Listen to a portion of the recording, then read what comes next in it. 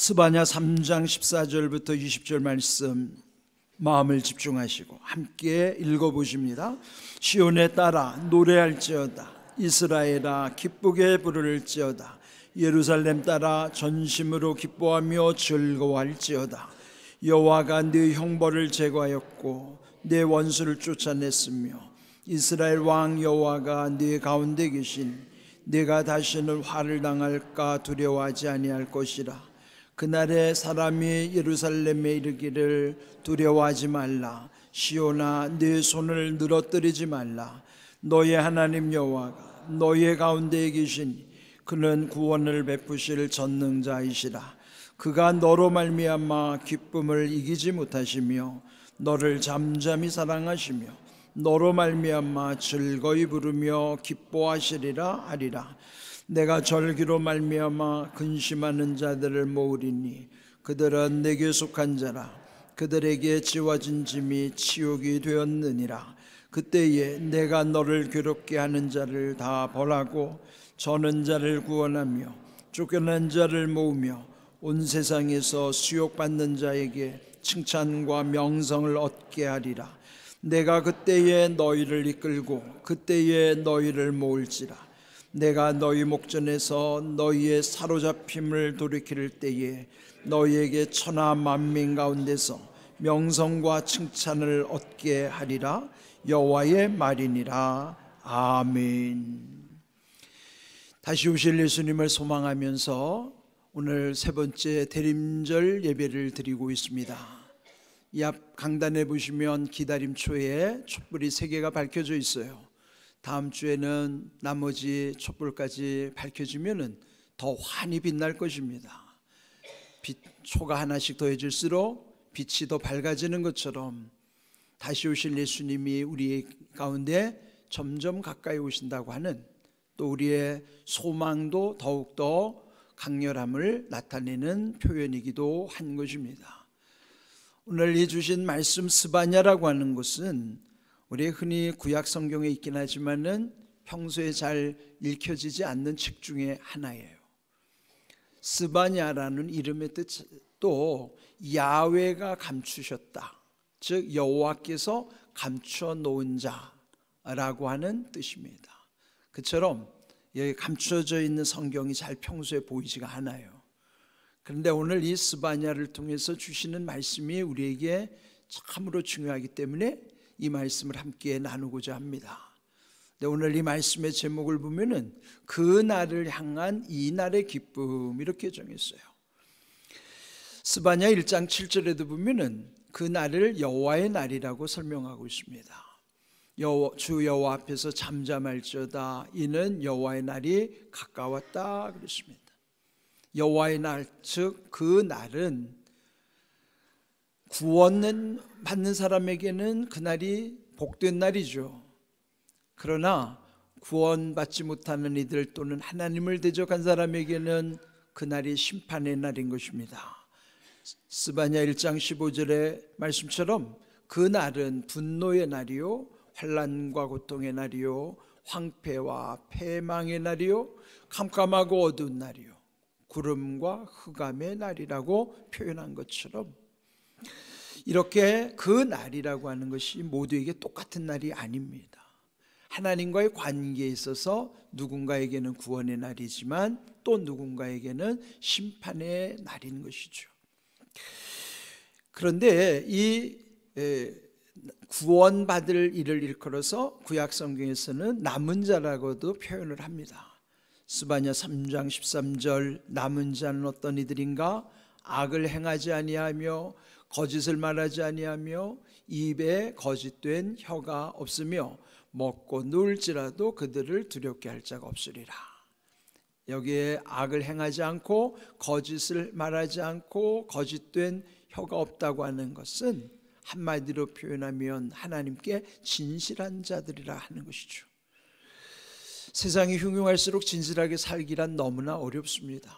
그러나 어떤 형편과 상황 속에서도 하나님께 대한 중심을 잃지 않는 그 진실함을 가진 구원받을 자를 일컬어 남은 자라 표현을 하고 있는 것이죠. 또 본문 오늘 읽은 말씀 14절에도 보시면은 그들을 일컬어 시온의 딸 이스라엘아 예루살렘의 딸아 이렇게도 표현하고 있어요. 전심으로 기뻐하며 즐거워할지어다 이렇게 명령하시고 있습니다. 그러나 그 상황으로 볼 때는 결코 기뻐할 수도 즐거워할 수도 없는 상황이죠. 의롭게 산다고 하는 것은 고난이 따르기 때문이에요. 그런데 상황으로는 결코 감당할 수 없음에도 불구하고 어찌 기뻐하라 즐거워하라고 명령하셨을까요? 하나님이 우리에게 명령하실 때는 우리가 할 수 없는 것을 하라고 하심이 아니라 할 수 있도록 하시는 은혜가 있기 때문에 하라고 하시는 거예요. 우리는 할 수 없어요. 그러나 하게 하시는 하나님, 되게 하시는 하나님이시기 때문에 하나님이 되게 하시면 되는 것이고 하게 하시면 할 수 있는 거예요. 그것을 한마디로 표현하면 은혜라 하는 것이죠. 내 힘과 의지로는 불가능하지만은 하나님의 은혜 안에 있으면은 되게 하시는 하나님, 하게 하시는 하나님의 은혜로 그 일을 감당할 수 있는 것이죠. 그러면 이렇게 그 날이라고 하는 것이 그 날에 이를수록 세상은 어떤 현상이 일어날까요? 오늘 읽은 16절에 보면은 그날에 두려워하지 말라 시온아 내 손을 늘어뜨리지 말라. 왜 두려워하지 말고 손을 늘어뜨리지 말라고 했을까요? 지금 상황은 몹시 두렵기 때문이에요. 또 손을 늘어뜨리지 말라고 표현한 것처럼 사람이 손이 왜 늘어질까요? 의욕을 상실할 때, 삶의 의욕이 사라지면, 뭔가 실패와 좌절, 낙심을 겪을 때는요 어깨가 축 처지고 손이 늘어질 수밖에 없는 것이에요. 이것이 현실입니다. 어찌 이런 현실 속에서 두려워하지 말라고 해서 두려움이 사라질 수 있을까요? 손을 늘어뜨리지 말라고 했는데서 그렇게 될까요? 그런데 이렇게 될 수 있는 비결이 있어요. 왜 이런 두려워하는 현실과 낙심할 수밖에 없는 상황 속에서도 두려워하지도 말고 손을 늘어뜨리지도 말고 오히려 기뻐하라 즐거워하라 이렇게 말씀하실까요? 그 비결은 오늘 이 본문에서 가장 중요한 요절이 3장 17절이에요. 스바냐 전체도 3장까지밖에 없는 짧은 내용이지만 그 중에서도 가장 중요한, 그리고 결코 여러분 잊어버려서는 안 되는 귀한 말씀이 17절이에요. 여기 17절에 보면은 너의 하나님 여호와가 너의 가운데 계시니 그랬어요. 너라고 칭한 것을, 그 말씀을 듣는 당사자는 나라고 받아들이는 거예요. 너의 하나님은, 그 말씀을 듣는 당사자는 나의 하나님인 거예요. 그러면 나의 하나님이 나와 함께 하신다는 내용이죠. 나의 하나님 여호와가 나의 가운데 계신다. 이 함께 하신다는 표현을 임마누엘이라고 그랬어요. 함께 하신 하나님, 임마누엘은 예수님의 이름이기도 하지만은 그 이름 속에 담아두신 우리를 향한 약속이기도 한 것이죠.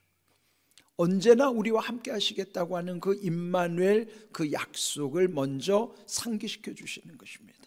그리고 임마누엘, 그 함께 하시는 하나님은 구원을 베푸실 전능자라 하는 것이죠. 전능이라는 것은 모든 것을 하실 수 있는 능력이 전능이에요. 그러나 우리는 무능한 존재이기 때문에 감당할 수가 없어요. 나와 함께 하시는 하나님, 임마누엘 하나님, 구원을 베푸실 전능자 하나님이 우리에게 이렇게 말씀하시는 거예요. 그가 너로 말미암아 기쁨을 이기지 못하시며, 그러니까 그가 하나님이시죠. 하나님은 너로 말미암아, 즉 말씀을 듣는 나로 말미암아 기쁨을 이기지 못하신다. 기쁨을 주체할 수 없는 거예요. 여러분, 너무 기쁘면 그거를 이길 수 없을 만큼 극한의 기쁨, 또 너를 잠잠히 사랑하시며, 사랑을 표현할 길이 없을 때 잠잠히 사랑한다고 하는 거예요. 부모가 자식을 사랑하는 것을 다 표현할 수 있을까요? 표현되는 사랑은 그 중에 지극히 작은 일부분일 뿐이지 정말 깊은 사랑은 표현할 수가 없어요. 그런 사랑을 일컬어 잠잠히 사랑한다고 하는 것입니다. 하나님이 우리를 사랑하시는 것은요, 다 표현할 수가 없어요. 그저 우리를 잠잠히 사랑하실 뿐이에요. 그 하나님의 크신 사랑을 이렇게 말씀하시면서 또 너로 말미암아 즐거이 부르며 기뻐하시리라. 나라는 존재를 생각하면요, 세상에서는 보면은 때로는 하대 받기도 하고 또 학대를 당할 수도 있죠. 세상은 나를 인정하지 않을 수도 있어요. 그러나 하나님은 나를 어떻게 여기시는가? 우리가 어떻게 여기느냐가 중요하지 않아요? 우리가 사람을 관계할 때도 상대방이 나를 어떻게 여기느냐가 그게 중요한 거예요. 그런데 여기 주신 말씀처럼 과연 그렇다면 하나님은 나를 어떻게 여기시는가? 네, 오늘 이 말씀 속에서 하나님이 우리를 얼마나 사랑하시는지, 나를 인하여 얼마나 기뻐하시는지. 그런데 우리는 안타깝게도 하나님을 눈으로 볼 수도 없고 귀로 들을 수도 없어요. 그런데 우리에게 왜 성경의 말씀을 주셨는가? 하나님이 우리를 사랑하신다는 것을 계시해 주시는 말씀 속에서만이 우리는 확인할 수 있어요. 우리가 눈으로 볼 수 있는 이 성경 속에서 하나님이 나를 얼마나 사랑하시는지, 그 극한의 사랑, 최고의 사랑을 이렇게 표현하시는 거예요. 너로 인하여 기쁨을 이기지 못하며 너를 잠잠히 사랑하시며 너로 말미암아 즐거이 부르며 기뻐하시리라. 하나님은 한 사람 한 사람을 최고로 이렇게 사랑하시는 거예요. 그런데 세상의 사랑이라는 것은요, 우리가 다 서로의 사랑을 주고받는 관계인데, 만일 사랑이 부족해도 부작용이 나타나지만 사랑이 왜곡되면은 그건 상처를 받아요. 그래서 우리는 사랑 때문에 유행가 가사처럼 사랑 때문에 병들 때가 많아요. 사랑이 결핍으로 인하여 부작용을 겪기도 하지만 사랑이 왜곡돼서 상처를 당하는 경우가 우리 주변에 적지 않아요. 그런데 여러분, 이런 상처로 인한 것은요, 참으로 치유되기가 어렵습니다. 그런데 최고의 사랑을 경험한 사람은 세상으로부터 받은 사랑의 상처들을 온전히 치유받을 수 있어요.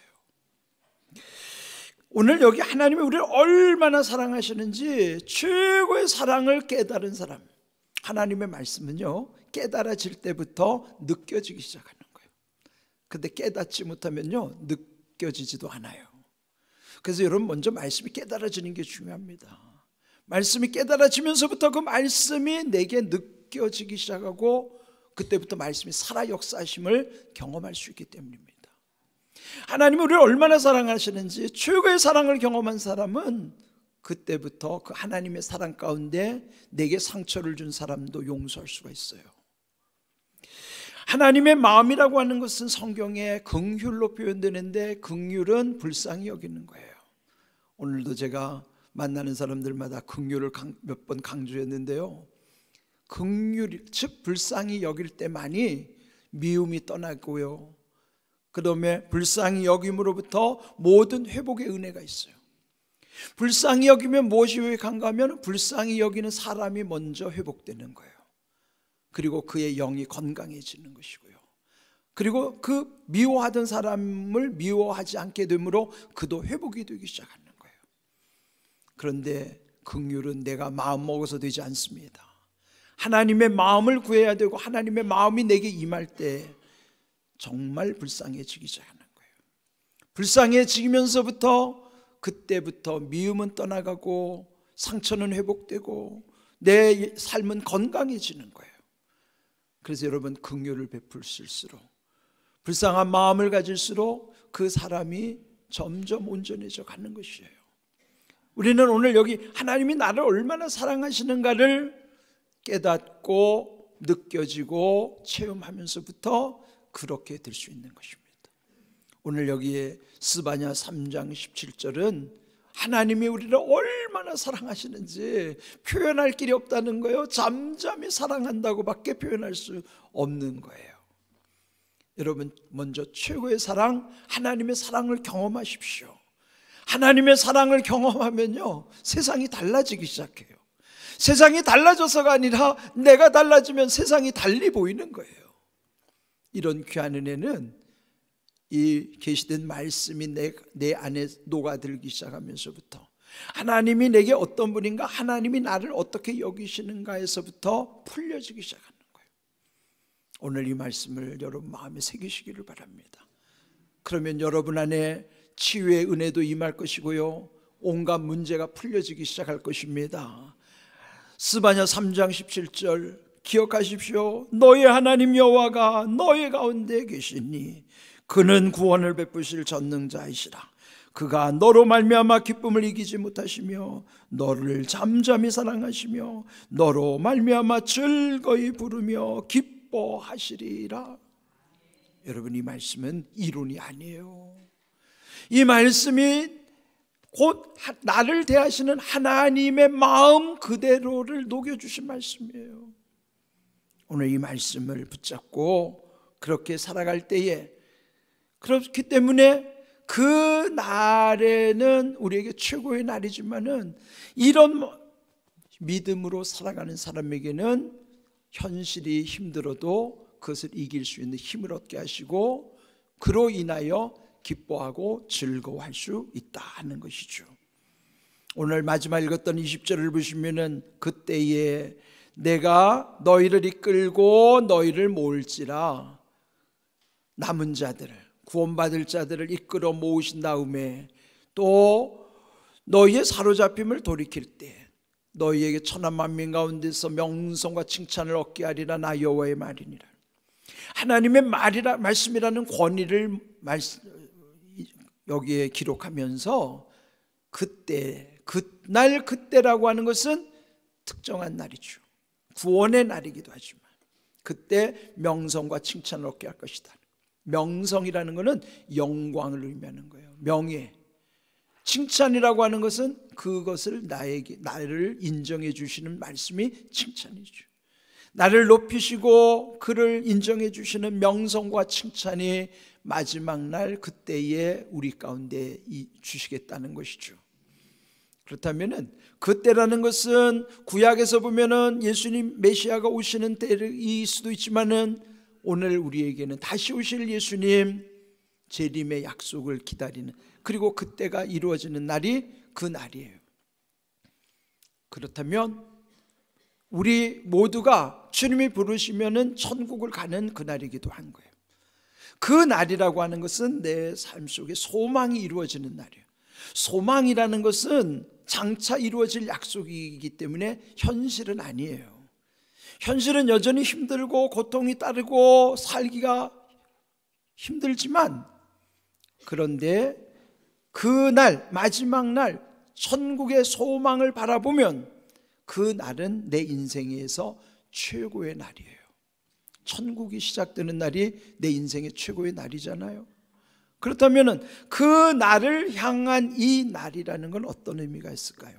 비록 우리가 살아가는 현실은 하박국 3장 17절 하박국 선지자의 고백처럼, 비록 무화과 나무가 무성하지 못하며 포도나무에 열매가 없으며 감람나무에 소출이 없으며 밭에 먹을 것이 없으며 우리의 양이 없으며 외양간에 소가 없을지라도. 여기에 보십시오. 상황이 6가지 상황이라고 하지만은 우리의 상황 속에도 마찬가지예요. 하는 일이 안 되는 게 무성하지 못할 뿐만 아니라 없으며 없을지라도. 그건 뭘까요? 최악의 상황. 더 내려갈 것도 없는 최악의 상황이라 할지라도, 그 다음 하박국 3장 18절의 말씀은요, 그의 고백이에요. 여호와로 말미암아 즐거워하며 구원의 하나님으로 말미암아 기뻐하리로다. 스바냐 선지자를 통해서는 우리에게 즐거워하고 기뻐하라 명령하셨지만, 여기에 하박국 선지자는 그 명령에 대한 응답이에요. 여호와로 말미암아 즐거워하며 구원의 하나님으로 말미암아 기뻐하리로다.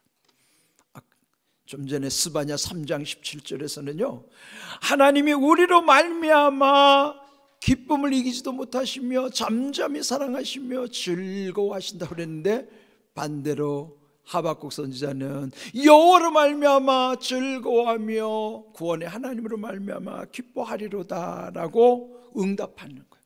명령에 대한 응답. 그는 하나님은 나로 말미암아, 나는 여호와로 말미암아. 그는 굉장히 중요한 말씀의 관계예요. 현실이 아니라 할지라도 그리할 수 있는 이유는 우리에게는 그 날의 영광과 칭찬, 명성과 칭찬을 바라보면서 천국이 임하는 날이 내 인생의 최고의 날이고 가장 기쁜 날이죠. 자, 그러면 그 날을 생각할수록 현재의 고난을 이길 수 있겠죠. 장차 임할 그 날이 확신이 있다면, 확실히 믿는다면, 그러면 로마서 5장 3절 바울이 말한 것처럼 환난 중에도 즐거워하나니, 그러니까 환난은 즐거워할 수 있는 상황이 아니거든요. 근데 바울은 환난 중에도 즐거워한다는 거예요. 그 까닭은 환난은 인내를, 인내는 연단을, 연단은 소망에 이르는 줄 알미라. 그건 뭐예요? 장차 이루어질 소망을 알기 때문에 지금은 환난을 당하고 있는데도 기뻐할 수 있다 하는 거예요. 그렇다면은 현실은 환난인데도 불구하고 기뻐할 수 있는 비결은 뭐예요? 장차 임할 소망을 바라볼 때만이 환난 중에도 즐거워할 수 있다는 것이죠. 그러면 오늘 우리에게도 마찬가지예요. 지금 내 삶이 고통스럽다 할지라도 장차 소망이 이루어지는 그 날을 믿고 그걸 알고 있다면 우리도 환난 중에 즐거워할 수 있다는 것이죠. 그게 비결이에요. 그래서 오늘 제목을 그 날을 향한 이 날의 기쁨이라고 했어요. 그 날은 분명히 기쁨의 날이에요. 그러나 이 날은 기쁨의 날이 아닐 수도 있어요. 여전히 삶이 폭복하고 고통이 임하고 어찌해야 될지 모르고 암담할 수도 있어요. 남몰래 눈물을 흘리며 살아갈 수도 있습니다. 그렇다 하더라도 그날을 향한 이 날에 기뻐할 수 있는 까닭은 시편 118편 24절 이 날도 여호와께서 정하셨기 때문이에요. 이 날들이 계속 이어지겠지만 이 날들이 이어지는 끝날이 그 날이에요. 그 날은 천국이 임하는 날이고 소망이 이루어지는 날이에요. 그 날은 명성과 칭찬이 있는 날이고 그 날이 확실히 믿어질 때 바울처럼 환난 중에도 즐거워할 수 있는 것이죠. 그렇다면 그 날을 향한 이 날의 기쁨을 어떻게 누릴 수 있겠어요? 미리 소망을 믿고 그것을 당겨오는 거예요. 아직 이루어지지 않았지만 장차 이루어질 걸 믿고 당겨오는 것을, 그게 믿음이에요. 옛날에는요 가불제도라는 게 있었죠. 그 직장에 다니면은 돈이 아쉬울 때 다음 달 걸 미리 타다가 봉급을 받는 걸 가불받는다고 그러잖아요. 그러면 이제 그 다음 달이 되면 그만큼 차감하고 주겠죠. 그런데요 영적 원리에도 가불제도가 있어요. 근데 그건 차감해 주는 게 아니에요. 뭐냐? 땡겨다 쓰는 거예요. 어떻게 해요? 미래의 약속을 믿고 거기에 있는 기쁨을 땡겨오는 거예요. 그걸 뭐라 그래요? 그게 믿음이에요. 믿음은 뭐예요? 미리 당겨오는 게 믿음이에요. 그걸 미리 취하는 걸 한문으로 선취라고 하는 거예요. 미리 취하는 것. 하나님의 약속을 선취하는 게 믿음이에요. 미리 취해다가 쓰는 거예요. 그러니까 여러분, 믿음의 사람은 지금 현실이 뭐 즐거워할 수 있는 현실이라 즐거워하는 게 아니에요. 다 힘들어요. 다들 힘들다고 해요. 그런데도 왜 즐거워하고 기뻐하는가? 환난 중에 왜 기뻐하는가? 소망을 바라보기 때문이에요. 그걸 미리 당겨오기 때문이에요. 선취하는 믿음이 있기 때문이에요. 그래서 즐거워하고 기뻐할 수 있는 거예요. 그게 비결인 것이죠. 그 중심에는 하나님이 나를 어떻게 여기시느냐? 스바냐 3장 17절에 약속이 있기 때문에. 세상 사람들이 나를 어떻게 여기느냐보다 더 중요한 것은 하나님이 나를 어떻게 여기느냐가 중요한 거예요. 최고의 사랑을 경험할수록 세상의 사랑의 결핍이나 사랑으로부터 상처받고 왜곡된 사랑 가운데 고통을 겪는 그런 모든 상처들도 다 씻을 수 있는 비결이에요. 여러분, 먼저 최고의 사랑, 하나님의 사랑을 이론으로만 보지 말고 이 약속의 말씀을 붙잡고 그 약속의 말씀을 믿고 하나님의 마음을 구하십시오. 그리고 여러분의 믿음으로 그 약속을 당겨오시기 바랍니다. 오늘 내 삶 속에 하나님의 약속이 이루어지도록, 그래서 비록 지금 힘든 터널을 지난다 하더라도 그것을 이기게 하시는 능력이 거기서부터 온다는 사실, 그날을 향한 이날의 기쁨을 놓치지 마십시오. 그날을 향한 이날의 기쁨을 누리시기를 바랍니다. 이런 귀한 은혜를 다시 오실 예수님 임마누엘의 약속 가운데 우리에게 주셨음을 믿고 그렇게 살아갈 수 있기를 주님의 이름으로 축복합니다. 아멘.